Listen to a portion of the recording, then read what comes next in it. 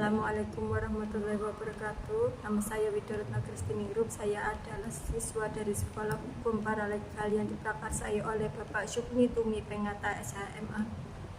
Pada kesempatan kali ini saya akan membahas tentang dasar hukum perdata, dasar hukum luar prestasi, dan gugatan sederhana. Mari kita simak pengertian hukum perdata. Menurut Profesor Subekti dalam bukunya Pokok-pokok Hukum Perdata, hukum perdata dalam arti luas adalah meliputi semua hukum pokok yang mengatur kepentingan perseorangan.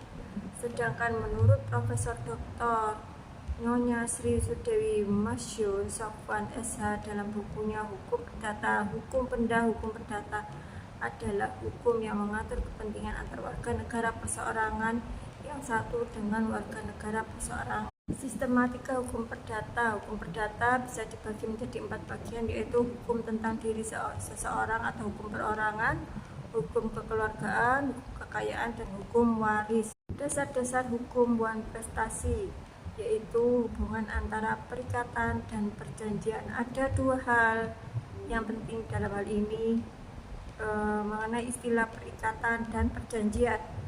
Apa yang dimaksud dengan perikatan adalah suatu perhubungan hukum antara 2 orang atau 2 pihak berdasarkan mana pihak yang satu menuntut hal dari pihak yang lain, dan pihak yang lain itu berkewajiban untuk memenuhi tuntutan tersebut.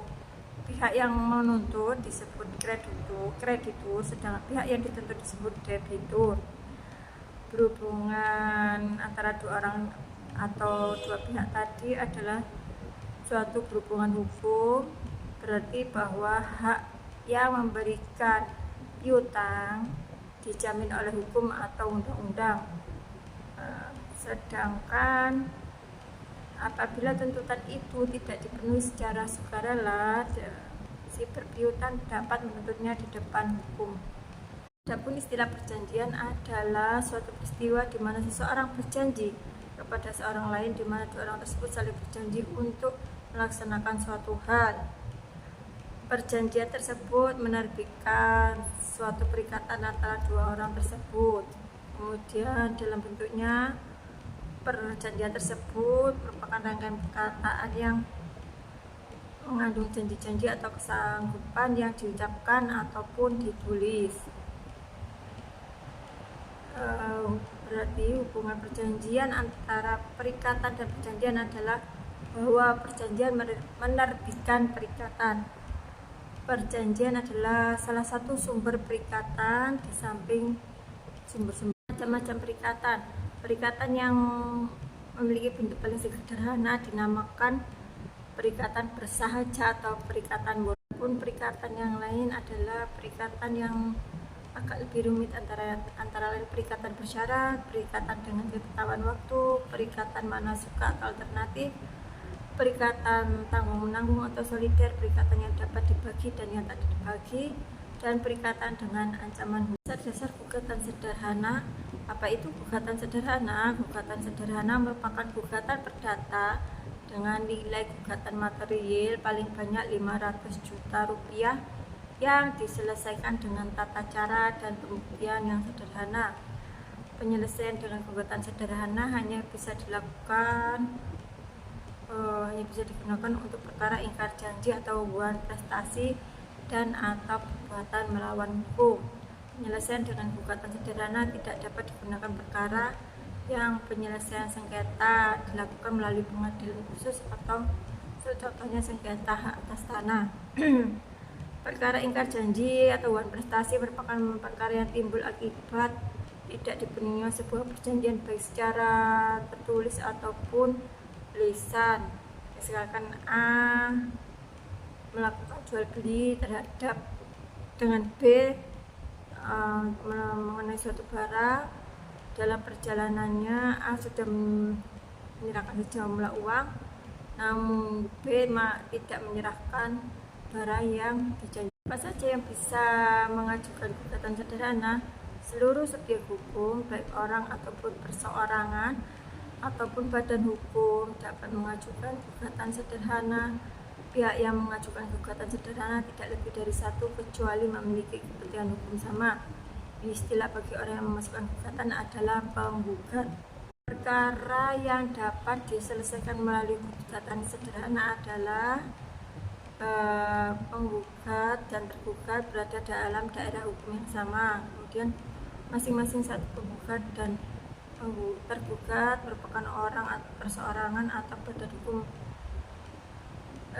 maupun tergugat dapat lebih dari satu apabila memiliki kepentingan hukum yang sama. Kemudian jenis perkara berupa ingkar janji atau uang prestasi ataupun perbuatan melawan hukum. Namun ada pengecualian, yakni sengketa atas tanah atau perkara yang masuk yurisdiksi pengadilan khusus tidak dapat masuk dalam gugatan sederhana. Kemudian nilai gugatan material paling banyak 500 juta rupiah. Apabila keseluruhan persyaratan tersebut terpenuhi, maka perkara perdata yang diajukan ke pengadilan akan diselesaikan melalui penyelesaian gugatan sederhana.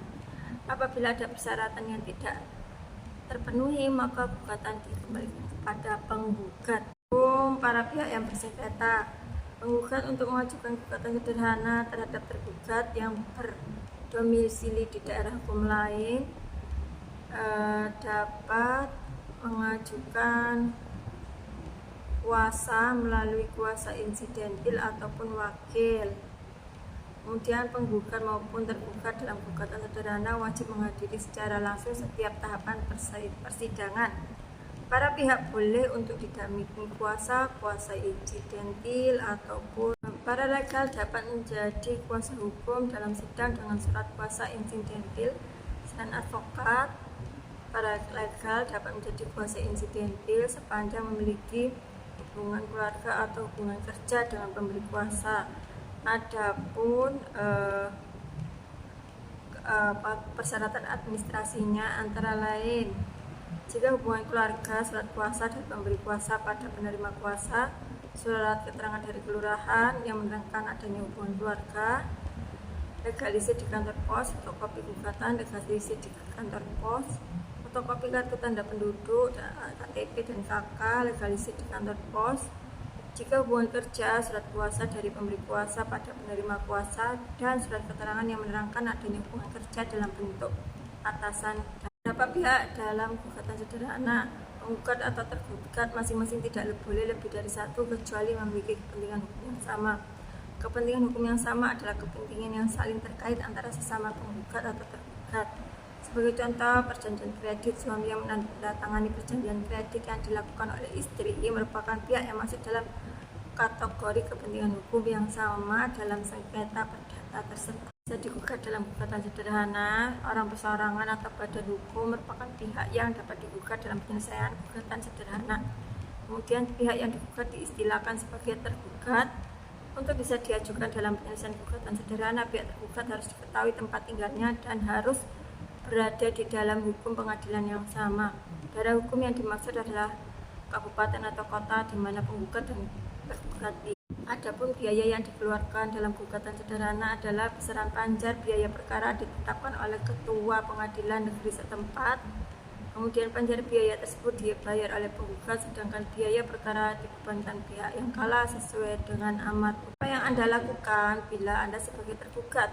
Setelah menerima gugatan, pelajari gugatan dengan baik, persiapkan jawaban dan alat bukti, termasuk alat bukti tertulis yang telah dilegalisir. Upaya hukum atas putusan gugatan sederhana, apabila Anda menolak putusan yang dijatuhkan oleh hakim dalam penyelesaian gugatan sederhana, maka tersedia upaya hukum dengan mengajukan permohonan upaya hukum ke para pihak, baik penggugat ataupun tergugat, dapat diwakili oleh kuasa hukum.